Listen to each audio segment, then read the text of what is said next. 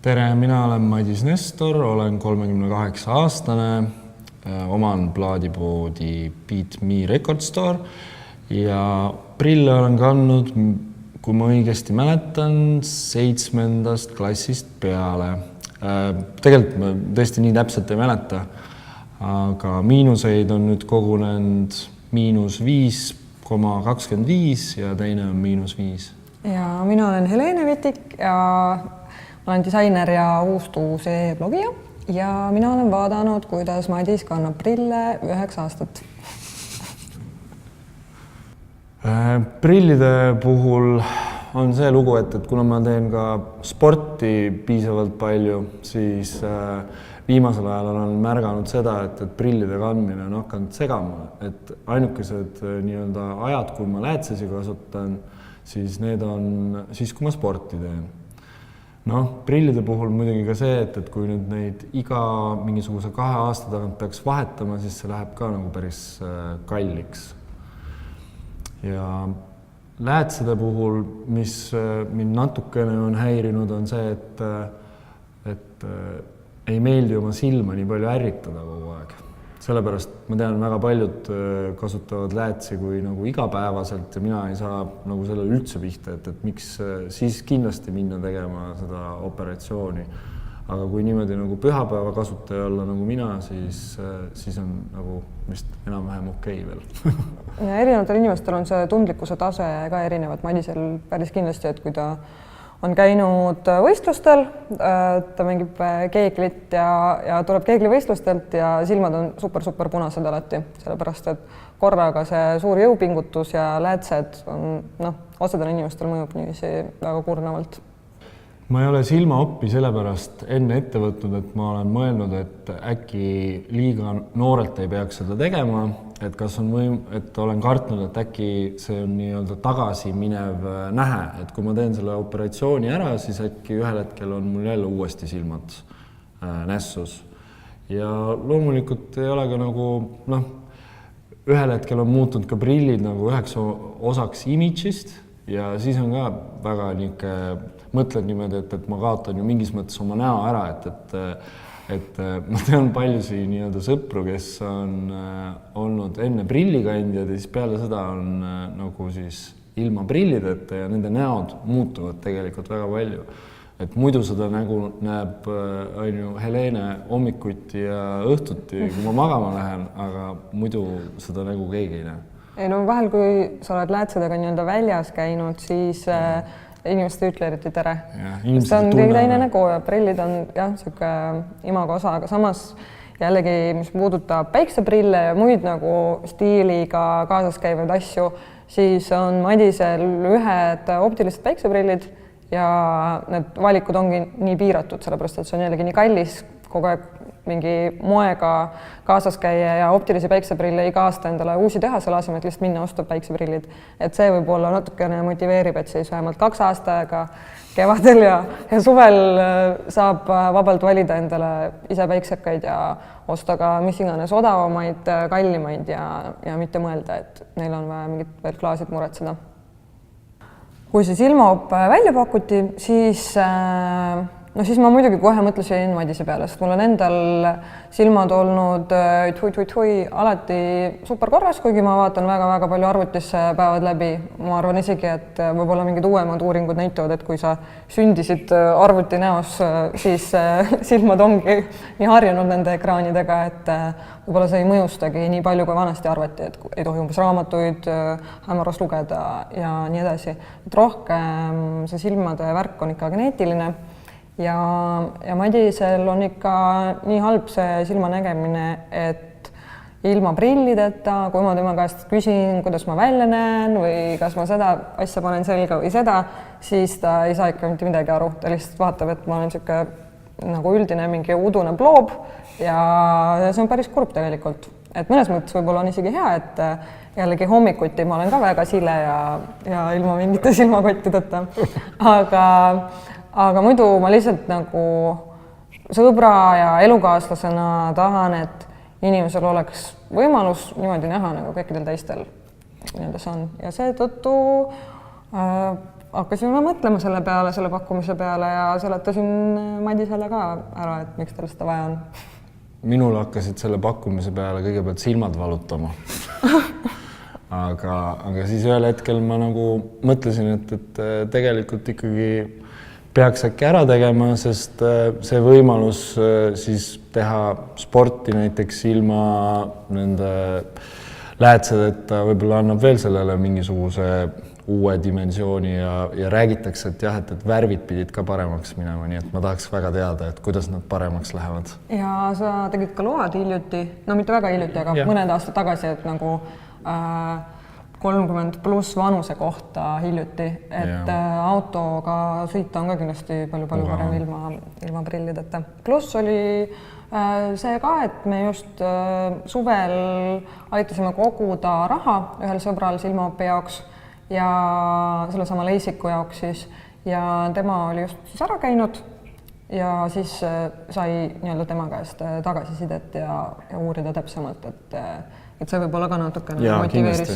Ja, selles mõttes, et kui inimesed räägivad, et kui lihtne see protseduur tegelikult on, siis mõtled, et miks mitte, võib ära teha küll. No põhiline hirm, mis hetkel veel on see, et kas seda operatsiooni üldse saab teha, et juhtuks nagu seda olukorda, et lähme kontrolli, sõidame Läti kohale ja siis saame teada, et tegelikult on mingisugune, ma ei tea, mis iganes silma unaväärastus, et ei saa seda lõiget läbi viia ja seetõttu mõtlesime, et käime enne Tallinnas lihtsalt kontrollis ära, mis iganes lasersilmakliinikus, et nii palju tasemel on kindlasti ka Tallinna arstid, et nad seda saavad järgi kontrollida, pluss teha ka ülejäänud kontrollid teiste silmahaiguste teemal, ehk siis, et me oleks 100% kindlad, ehk siis ise tegeleme nende kõhkluste taandamisega. Ja. Tänu sellele ma arvan jah, et ma saan oma silmadest nüüd palju rohkem teada kui varem. Aga mis on loomulikult, ma arvan, et iga inimene, kes hakkab oma silmade kallale minema, mõtleb kohe selle peale, et silmad on nagu nii-öelda kõige tundlikum ikkagi organ ja selles mõttes tundlikum, et sa opi ajal ei tunne mitte midagi, aga lihtsalt, kui nendega midagi juhtub, siis see mõjutab kogu su elu. Selles mõttes, et kui sa teed sellist tööd, mis põhineb peamiselt sellele, et sa vaatadki ekraani kogu aeg või see on nagu nii tugevalt sinu töö osa, siis loomulikult sa kardad oma silmade pärast kõige rohkem.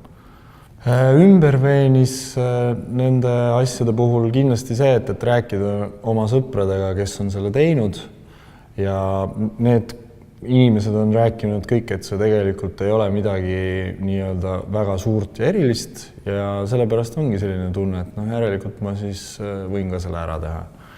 Et ma võin ju neid prille nende nullklaasidega ka kanda, kui ma tahan. Üldse ilma klaasideta. Pigistad need samad klaasid välja ja käid edasi ringi. Jah, lihtsalt teistega vestlemine, guugeldamine, mingisugused lisa sellised uurimised nii-öelda selle silmakliiniku tiimi poolt ja nii edasi küsimuste esitamine, et ma arvan, kõigi jaoks on see selline suur nõuanne, et mitte häbeneda, see ongi väga suur asi teha selline op, ehk siis võimalikult palju uurida ja mida rohkem uurid, seda rohkem rahuned. Ma ei teagi veel, millest see Riia reis koosneb. Ma arvan, et lähme puisi peale, on hästi tore, joome kohvi. Loodetavasti on wifi. Wifi on seal kindlasti ja seda küll. Meil on Riias on päris palju sõpru elab, ehk siis nagu Riiga sõita on niikuinii äge. Et võib-olla see on natukene pidulikum, kui Tallinnas oppi teha, et sa lihtsalt käid ära ja siis oled nagu lähed koju, ongi kõik, et vähemalt saab... Ma loodan, et Riias on punane vaip. Ja punane vaip on sulle tehtud ja saab hotellis ööbida ja mõnusasti süüa ja teha sellest nagu selline, et selle asemel, et oleks selline natukene hirmus kogemus, et lähen kuhugi halli kliinikusse, on hoopis natuke pidulik kogemus, sellepärast, et see on ühendatud koos reisiga. Jah, välisreis. No, elu ikka läheb palju odavamaks ja tegelikult on ikkagi see, et ilmselt see lähebki elu mugavamaks selles suhtes, et ma ei pea mõtlema hommikul, kuhu ma need prillid panin, siis tema ei pea ütlema mulle, kui mustad nad on, siis sportimisel ma ei pea näppima oma silmamune ja neid nii palju ärritama, et noh, ma arvan, et neid põhjusi on palju, aga lihtsalt see asi iseenesest, see ettevõtmine on tegelikult suur ka. Ja ma arvan, et ka lihtsalt niisugune vabastav kogemus ehk siis vabanemine mingist lisagadgetist, sest inimestel on üha rohkem kogu aeg asju, mida on nagu igapäevaeluks vaja, kõiksugused väiksed asjad, ma ei tea, uue iPhone'i kõrvaklapid, mis kaovad kõrvast ära ja mis iganes käekellad ja kõik asjad nagu gadgeteid tuleb järjest juurde, ehk siis nagu ühest eluks vajalikust gadgetist ehk siis prillidest vabanemine on kindlasti nii-öelda lisab sulle igapäevaelus seda sama vabadust, et sa ei pea nagu võpatama, kui nad maha kukuvad ja kogu aeg muretsema nende pärast. Ja mul oligi see kõige raskem hetk selle aasta hooaja alguses oli, et läksin esimesele keeglivõistlusele ja siis esimese viske pealt lendasid need samad prillid niimoodi hästi kaugele ja siis ma mõtlesin selle peale, palju need maksid ja siis sain aru, et ma hakkan läätsedega nüüd mängima. Ja mina omakorda kinkisin Madisele need prillid sa õnneks ei tea, et nad kukkusid. Ja ei, ma üldse ei muretse selle pärast, ma lihtsalt mõtlen, et see oli väga naljakas, et alles põhimõtteliselt see suvi ma need prillid talle ostsin ja need on niisugused Armani prillid, ehk siis oli nagu niisugune päris korralik kingitus ja minu poolt Madisele ja siis tuli see pakkumine, see opp saada ja siis mul oli nagu et võib-olla üks veel niisugune kõhklus ei olnud mitte sellepärast, et issand, nii hirmus operatsioon, vaid see, et kurat, ma just kulutasin nii palju raha nendele prillidele ja nüüd ei peagi neid kandma. Et selles mõttes, et see oli natuke naljakas ajastus. Panen nullklaasid sinna sisse tagasi. Aga selles mõttes jällegi see opp tundus piisavalt oluline, et see uhkus alla neelata ja see kulutatud prilliraha. Nii-öelda omalt poolt ma teeksin sellise ülevaate kogu sellest reisist ja mis me teeme ja kuidas me seda kogeme, ehk siis mis iganes, kas läheb hästi halvasti, on väga nõme ja kurb reis ja meil ei ole üldse tore olla, et kõike seda niiviisi ausalt teen pilte, teen väikese vlogi, video, kuidas me riigiga sõidame ja mis me seal teeme, et siis teistel inimestel oleks ka võib-olla kas siis julgustav või vastupidi vaadata, et mis meiega toimub ja võib-olla nagu niisuguse suust-tuusa nii-öelda võtmes teeme Riias mõned outfiti pildid ja vaatame, et kas Madis siis pildistab mind paremini või halvemini, siis kui silmad on nii-öelda selles vahepealses faasis. Väga hea point. Ja, et mul on veel niisugune omakasu sees, et kuna Madis teeb mulle päris palju blogifotosid, siis loodetavasti ta saab sellega ka nüüd edaspidi paremini hakkama.